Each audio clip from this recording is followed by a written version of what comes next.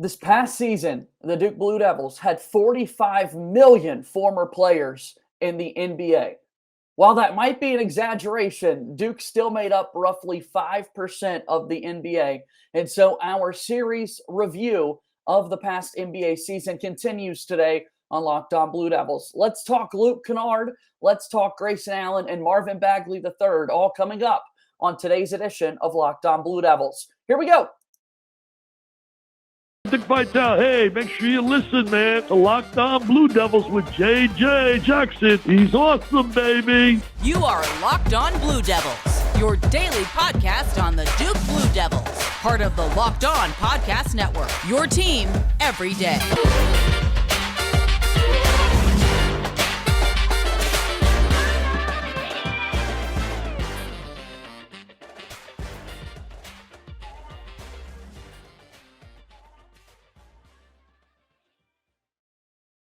Hello, everybody, and welcome into another edition of the Locked On Blue Devils podcast. My name is JJ Jackson. It's so great to have you here with us on the program. If you haven't done so already, please follow and subscribe on your favorite podcast platform. Leave us a 5-star rating and review. It means the world when you do that. And those written reviews, the algorithms absolutely adore those. So take the time to do that for us. Follow us on Twitter at LO_Blue Devils. And you can follow me on Twitter at _JJ_Jackson_. As we've been doing the past few weeks, we're taking a look back at the season that just concluded for a bunch of former Duke Blue Devils. 26 guys were on opening day rosters. And again, given that there are 450 players rostered in the NBA, Duke makes up roughly 5% of the entire league. It's a pretty wild stat for our Duke Blue Devils. And so on today's show, we take a dive into Luke Kennard, Grayson Allen, and Marvin Bagley III. And to get us started on today's program, I want to welcome in my good buddy, Andrew Greif of the Los Angeles Times. He covers the LA Clippers, and he joins us here on today's show. Andrew, the time is greatly appreciated. How's your offseason going so far, my friend? It's going just fine. Yeah, no, it's going to be a very anticipated season for the Clippers and Luke Kennard next year. So we're trying to get as much rest as we can right now. Yeah, Luke Kennard is one of my absolute favorites to watch in the NBA and at Duke. He played for the Blue Devils for 2 seasons. I'm very biased because I'm left-handed, so I just love to watch him shoot the basketball. Tell me about the year that just ended for him. Well, it started with him being called a fake lefty by Justice Winslow, kind of Duke on Duke crime, because Justice was poking fun that, as you know, as I'm sure every Duke fan knows, he only shoots the ball lefty. He's a natural righty. So, even when Luke had his jersey retired at his Ohio high school in Franklin, and that was in mid-season. And I talked with someone there who said that, oh yeah, he was great quarterback for us, right-handed. So as we know, that's where the story starts with Luke. Extremely talented, obviously with multiple hands. And this season for him, I think, was really about, can he put it all together? Can he get comfortable in the way that he wasn't always his first year with the Clippers within the offense, sort of having the confidence to know he's a focal point of the offense at times. Luke is deferential to a fault, as Ty Lue has said, Coach Ty Lue. He even said that, when Luke feels as though he's being unselfish by hitting the open man, by passing it, sometimes that is selfish because you want your 45% three-pointer to shoot the ball. That's going to give you a better chance than maybe somebody else who's open. So I think this year, for the most part, that was a mission accomplished for Luke Kennard. Was he really felt more comfortable, and I think kind of understood that he has equal weight within the offense to choose when he wants to shoot. Yeah, you're talking about Luke Kennard, one of the best shooters in the entire league. He's playing with great players alongside Paul George and Kawhi Leonard. And granted, Kawhi didn't play this last season, but it's kind of wild that they're emphasizing shoot the basketball, whether it's in Detroit or the Clippers the past few years. Like, he's a great shooter, and it's awesome to see that carried over to the league.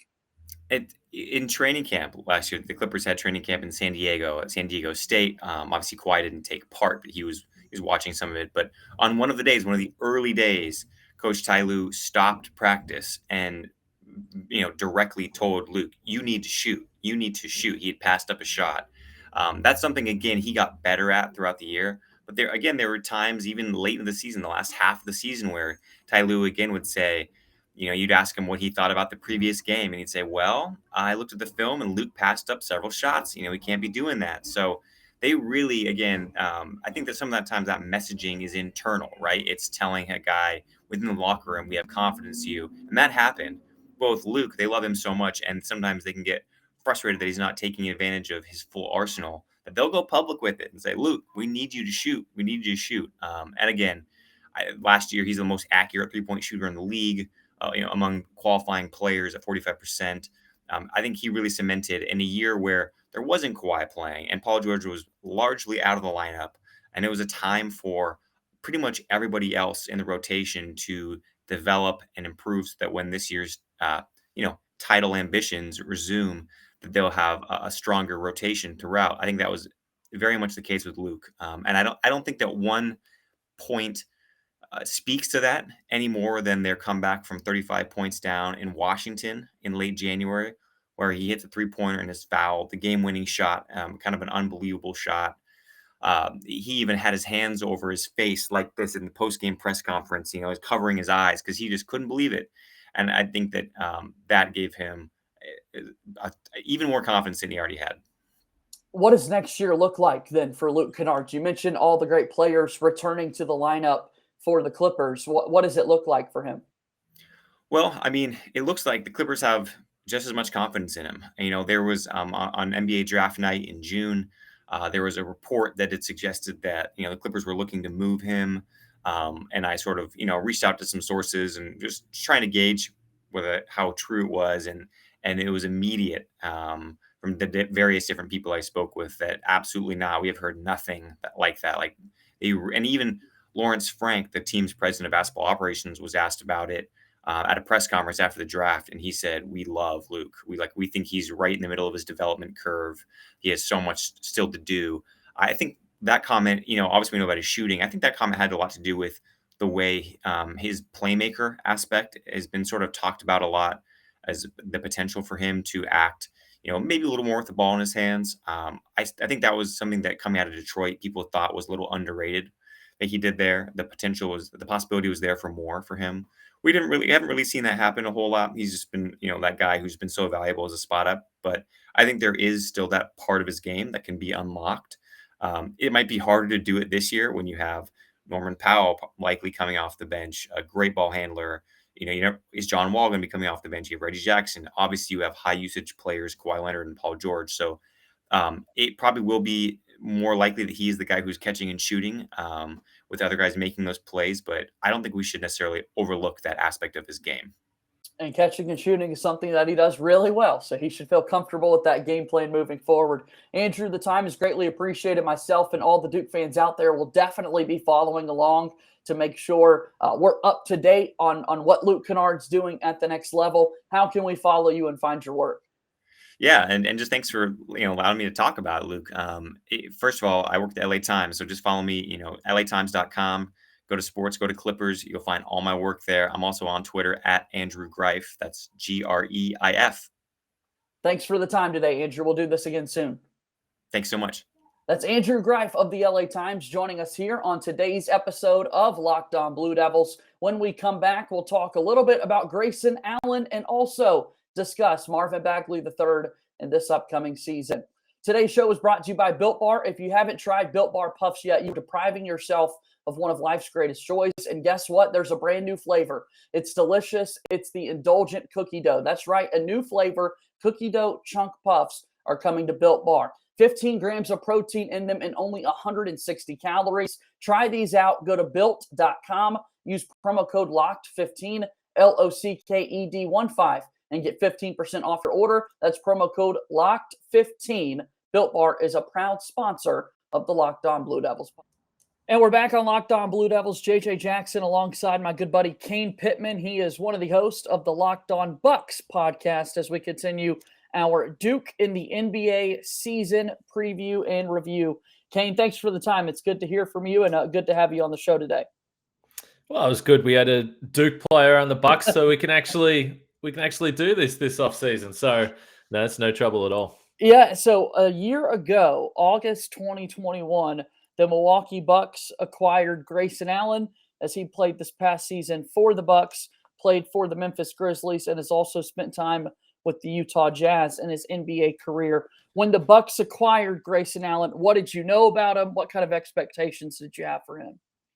I think for the most part, it made a lot of sense. So they traded a second-round draft pick and Sam Merrill, who was a shooter but was never really going to play in this Bucks team that's trying to contend. So I think that for the most part, of course, I couldn't care less about the Wisconsin, that whole situation. So first of all, there was some negativity, shall we say, from Bucks fans on social media and those types of things. But ultimately, to me at least, the Bucks were getting a guy that they were going to be able to play every single night, no worries at all, and he would fit the offense. So I thought it was a great trade for the Bucks.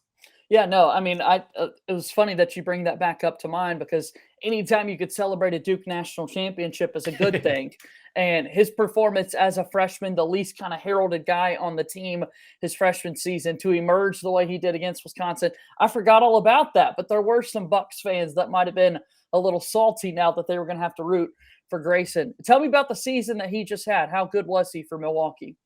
Well, he was great. It probably finished on a sour note, and we can get to that in the postseason. He really did not have a good series against Boston when the Bucks lost in 7 games. But I mentioned a guy that could play every night. He started 61 games. So he played in 66 games, which is the most he's played in any NBA season. Started in 61 of those, played 27 minutes a night, which was also a career high for him. So he just slotted in. The Bucks have been looking for that 5th starter. And if you think about who's been that guy in previous years, Malcolm Brogdon a few years ago has done it. Wesley Matthews has done it a little bit. But ultimately, they just want a guy that can stand on the three-point line and knock down a bunch of open threes, which we know Grayson Allen is certainly capable of doing that. He shot over 40% from 3. 66% of his shots were 3. So he was really doing nothing else. Occasionally, he'd put the ball on the floor and drive to the basket, but rarely. Most of the time, he was just shooting open threes, and he did it at a really high level. It's crazy to think about that. 2/3 of his shots were from the outside. And obviously at Duke, we saw him with the ability to put the ball on the floor. You hate to throw out kind of what you look at when you first see Grayson Allen. You're not expecting him to be this sort of freak athlete that he is. But from time to time, he is capable of going and rising to the rim and slamming home a dunk. When you think about the Bucks, to remind my Duke listeners, going into this past season, they're coming off an NBA championship. And Grayson Allen, as you said, ends up starting 61 games for the reigning NBA champs. Pretty surreal that he was able to step into that level of play at this early of his career. Yeah, when you talk about the reasons why he probably didn't get to the rim as much as he could, because you're exactly right, he can do that. And there was moments where he did it, and you're like, okay, why don't we see that more? But basically, because you've got Giannis on the floor, you've got Chris Middleton on the floor, you've got Drew Holiday, so the opportunities for him to have the ball in his hands mostly just came in those catch-and-shoot scenarios. But he was the perfect guy for him. He's not a great defender. And ultimately, that's why later in the season, Wesley Matthews came in. Obviously, Wes Matthews is a little bit older, so I think that they probably wanted to preserve his body a little bit more through the regular season. So Grayson's only 26. He can start and play big minutes through the regular season. So I think there was times during the year where they had to tell Grayson to shoot a little bit more. Don't defer. You're out there. We want you to score. We want you to be that guy that can do that. So I think it was probably a learning experience. I would say he's probably going to be better this season after having one season with these guys. And I actually expect, we've spoken about it a lot on Locked On Bucks recently, who's going to be the 5th starter this year, because there's a few different options. Pat Connaughton is another guy that could potentially start. But I tend to think that it'll be Grayson Allen. I think that he'll come straight back into that starting lineup for opening night for the regular season and be a major player again. What gives you that confidence? What makes you think that Grayson Allen can improve going into his second season with the Bucks? Is it just a level of consistency, knowing the guys he's playing out there on the floor with, or have you seen something else? Well, I think it's always interesting with guys that play with Giannis, because we get the chance to ask them what is the difficulty or what's the challenge of getting accustomed to playing with Giannis. And it's just the different angles that he'll pass you the ball. He's a 7-footer. He's going downhill. He'll throw no-look, absolute bullets right at your face. And so all these guys that are shooters say that it just takes you a while to get used to playing alongside Giannis. And I think obviously he had a whole season and he probably became pretty comfortable. But he knows what his role is in this team. He knows he's going to, again, in my opinion, probably come in and start. And I think he would have learned from the postseason. He was great against Chicago. He averaged over 20 points per game in the final 3 games of that series and basically could hardly miss. And again, he was the villain in Chicago because of the Alex Caruso incident. And this man just loves being the villain. And it just doesn't bother him. He kept on knocking down shot after shot. Against Boston, he got picked on a little bit defensively. So I think he'll be better for that as well. Another season with these Milwaukee coaches that have historically been really good at developing guys that previously haven't been known as great defenders. Bobby Portis is one of those players. So I just think there's a lot of room for improvement. And again, as you pointed to, he's still only 26. He's only been in the league 4 seasons. So I think he'll be better for that. Kane Pitman's with us. He is the host of Locked On Bucks, talking to us all the way from Australia. You can notice it in the accent. How are you a Bucks fan? Tell me that story. Yeah, so I liked Ray Allen originally, so we're going back quite a while ago there. And that was how I sort of found the NBA. There wasn't a lot of NBA coverage in Australia at the time. So I was like, Ray Allen's pretty cool. I like this team. Let's watch this team. Now, they were playing pretty good basketball then. I didn't know they were going to be awful for the next 15 years. But that's the way it played out. But they've also had a bunch of Australians on the team. Andrew Bogut was with the team, Matthew Dellavedova, Thon Maker, and now Joe Ingles. So there's been a history of Australians on the team. And then I ended up moving there, and I lived in Milwaukee for 3-4 years as well, and I was able to cover the team up close, prior to the pandemic. So, yeah, I didn't know that whether I'd still be doing this podcast. I've been home since COVID now, so I've been doing this podcast for another 2 years from home, which is a little bit strange, but keeps me busy. So I'd be remiss if I didn't talk about some of the Duke guys from Australia over the years. We just mentioned a lot of coverage from Summer League. We saw Jack White get an opportunity to run with the Nuggets and earn himself an NBA contract with the Denver Nuggets. And then Tyrese Proctor is about to start his freshman year at Duke. Tell my listeners your thoughts on both Jack White and then Tyrese Proctor. Yeah, we'll start with Jack White. So he actually played. So I'm based in Melbourne, and he played for Melbourne last year in the Australian League, coming off a ruptured Achilles. And, I've spoke to him a number of times. It was in his time in Melbourne. We would talk once a month or do an interview or whatever it is. And he was telling me before he came back from this Achilles injury that he thought he was more athletic than he was before. And as your listeners will know, he's an athletic guy. He's a big guy, but he can really jump. And he was right. He looked better, like straight away.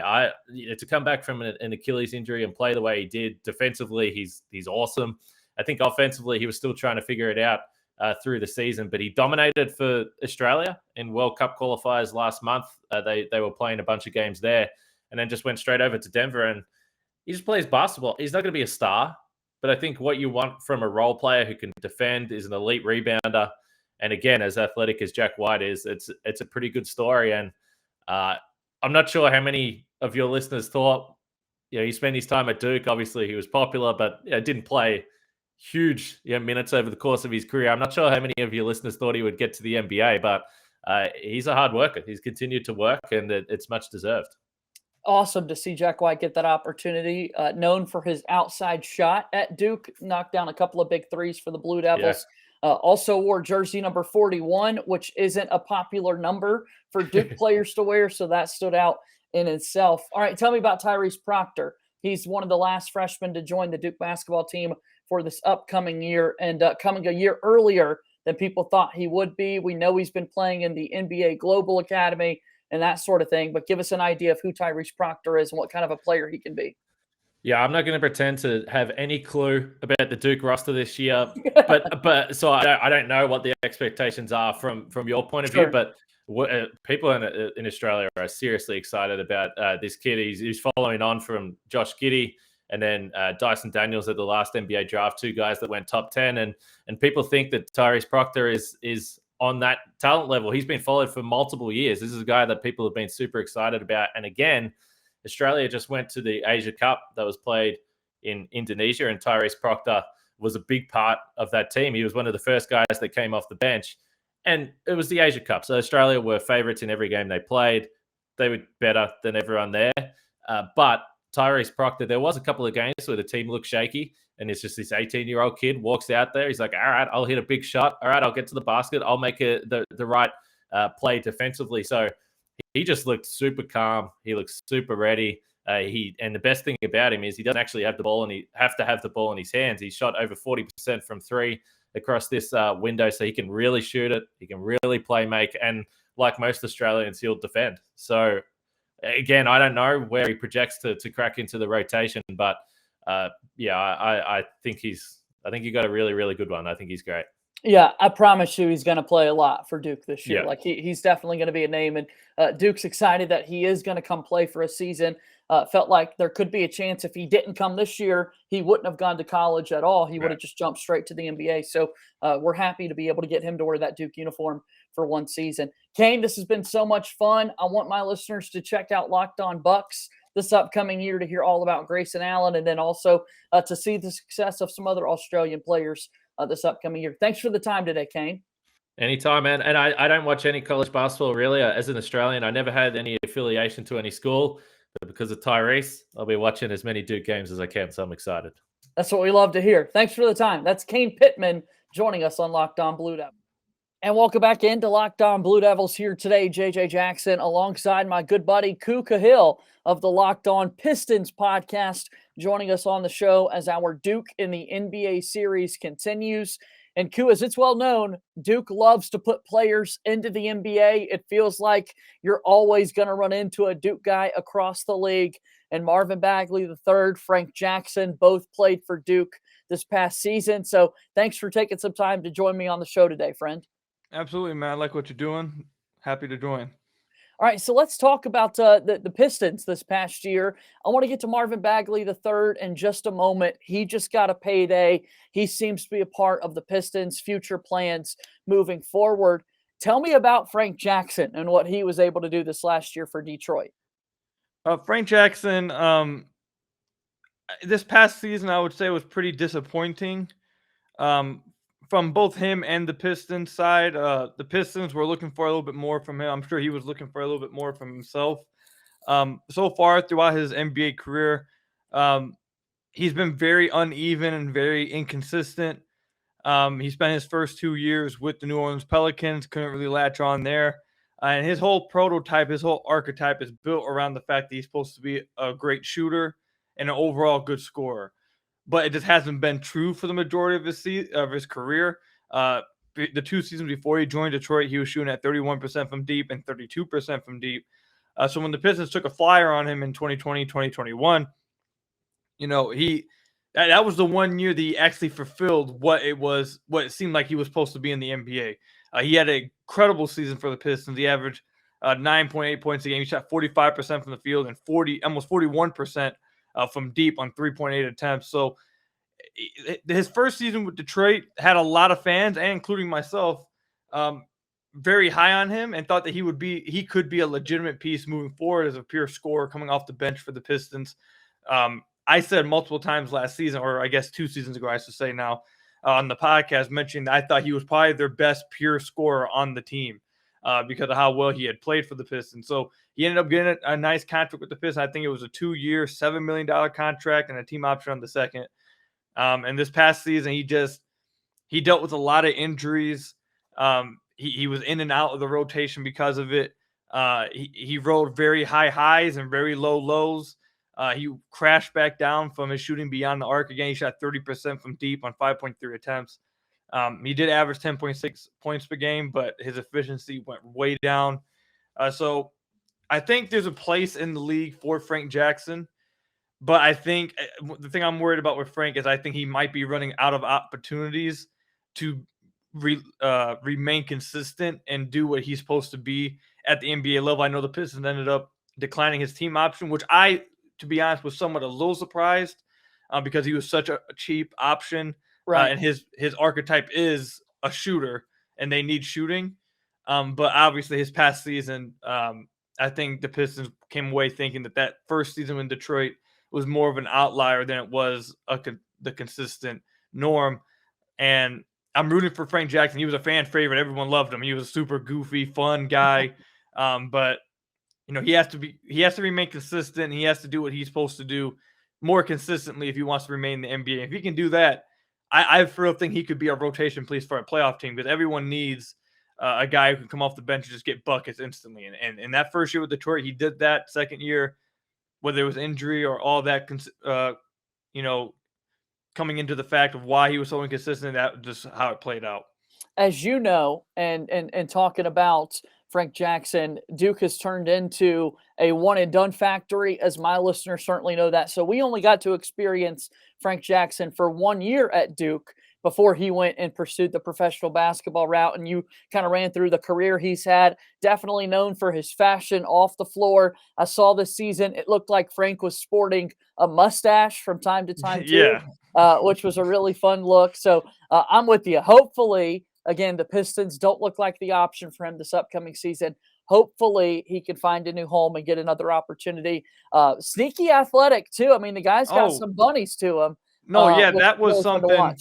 That was something for the Pistons that jumped off the radar to us. So I had no clue that I think he had like a 40-inch vertical at the combine, at the draft combine. I had no clue. And then one game, it was one of his first games, he just rose up and just like threw something down. Like, bro, oh my God. And that was something you saw. You saw a lot more of his not rookie season, but his first season in Detroit, that he didn't just have outside shooting. He had a pull-up midi. He had a good runner, and he could get to the rim and just straight up just jump over or through guys to draw a foul or finish through contact. So the tools are there. The tools are 100% there for him to be a quality NBA player. He just has to put it together and be consistent.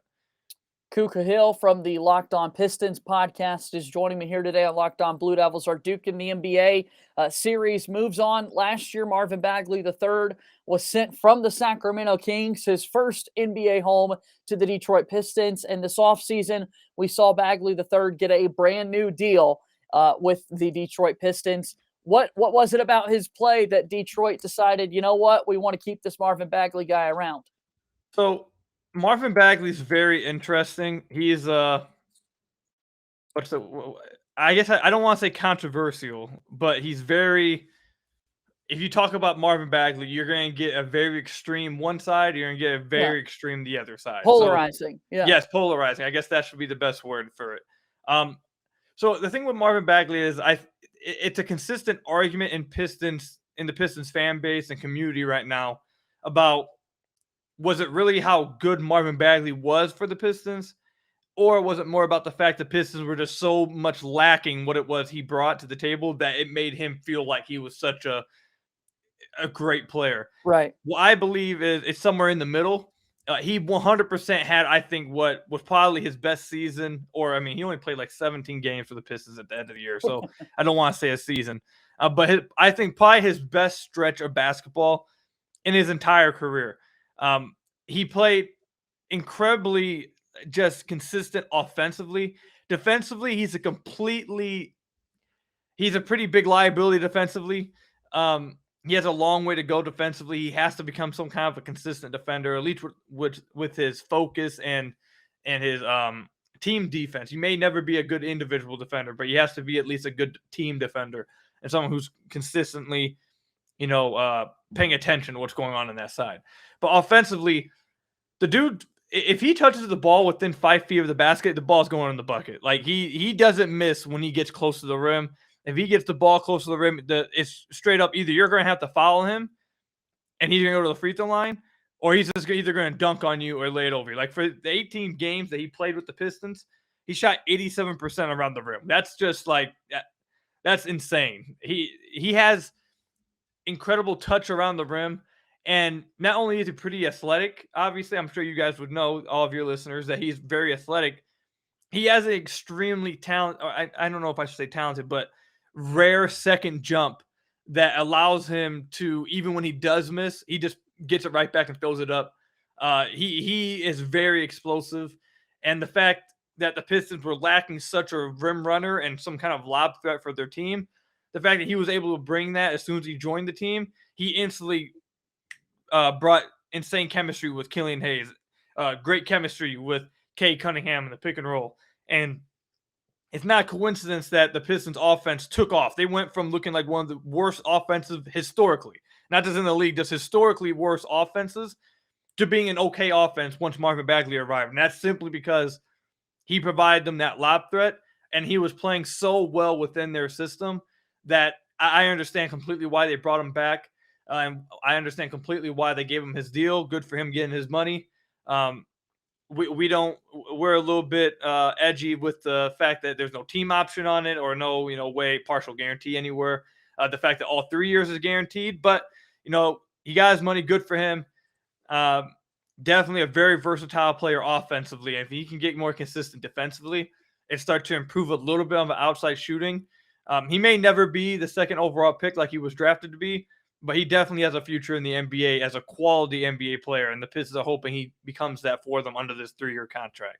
Yeah, the 1 year he played in college at Duke, he shared a front court with Wendell Carter Jr., which looking back on it, it still hurts that Duke made it to the Elite Eight and wasn't able to win a national championship with that collection of talent that they had. But that second jumping ability that you're talking about, I vividly remember major putback dunks and things from Bagley that lone season for the Duke Blue Devils. Part of the reason why he was one of the best players in all of college basketball that year, and turns out to be a top 3 pick in the draft. Look, it's great to see what the Pistons have going on this upcoming season. I would encourage folks to check out Locked On Pistons. My last question for you, bit of a fun one. We've talked about 2 guys who wore the Pistons jersey this past year, but Khahil, let me put you on the spot here. I'm going to throw out a couple of other Duke guys in the NBA, and you just share me funny moments or anything that comes to mind for a couple of these guys, all right? We've got Grant Hill, obviously, is the most iconic former Duke guy that's there. But then you've got somebody like Luke Kennard or Kyle Singler, Mason Plumlee. We even had 1 year of Christian Laettner. Corey Maggette played a year for the Detroit Pistons. When I looked down, I was like, man, there actually are a few more players from Duke that played for the Pistons. Any of those names stick out to you that you were personally a fan of, or any funny thing? So I think this question actually is really fun because I think you guys are going to like my answer. So obviously Grant Hill is probably one of the most iconic Detroit Pistons of all time, especially with them bringing back the teal. You can see my hat if you're watching this on the YouTube. Definitely one of the most iconic and possibly the most talented Piston ever, Grant Hill. So obviously everyone loves him. Luke Kennard was another one that I was a fan of. I'm still a fan of Luke. He's playing really well for LA. A lot of fans were very sad to see him traded. Obviously, a lot of people remember him as the guy they drafted before Donovan Mitchell, but he started to warm up the fans because if it wasn't for that, he was actually a good player. So a lot of fans really liked him, and his family, interacted with the Pistons fan base on Twitter a lot. They really loved Luke. So Pistons fans, you won't find many things bad to say about Luke Kennard. But the funny story I have to say is Kyle Singler. Kyle Singler, I remember being I think 13, 14 when he was drafted to the Pistons. And I think it was 13, somewhere around that age. And my stepdad at the time, he was a big Kyle Singler fan. I remember this is before I got into all this. Obviously I was still trying to be an NBA player. And so I'm like, I don't know, man. I don't know if he's going to be that good. He's like, no, Koo, I'm telling you. This is months before the draft. I'm telling you, the Pistons have to draft Kyle Singler. He's going to be a really good player. I'm telling you, you got to draft him. And then, of course, fast forward a few months, they get Kyle Singler, and he literally spent the entire summer antagonizing me all summer. I told you, Kyle Singler, Kyle Singler. And then he eventually had a good year with the Pistons, too. So I don't know what Kyle Singler is doing nowadays, but I'll always remember him because of that. He was a fun player. Trick shot king. I don't know if he was doing that at Duke, but he was a trick shot king. Yes, absolutely. Duke's got a couple of big videos of him taking trick shots all across campus for sure. That's great, man. That's awesome. A lot of good memories. And again, I would encourage folks to check out Locked On Pistons for all of your great coverage. Koo, I really do appreciate the time. Thanks for joining me on the show today. Thank you, man. Thank you for having me. That is Khahil, the host of Locked On Pistons, joining us here on today's episode of Locked On.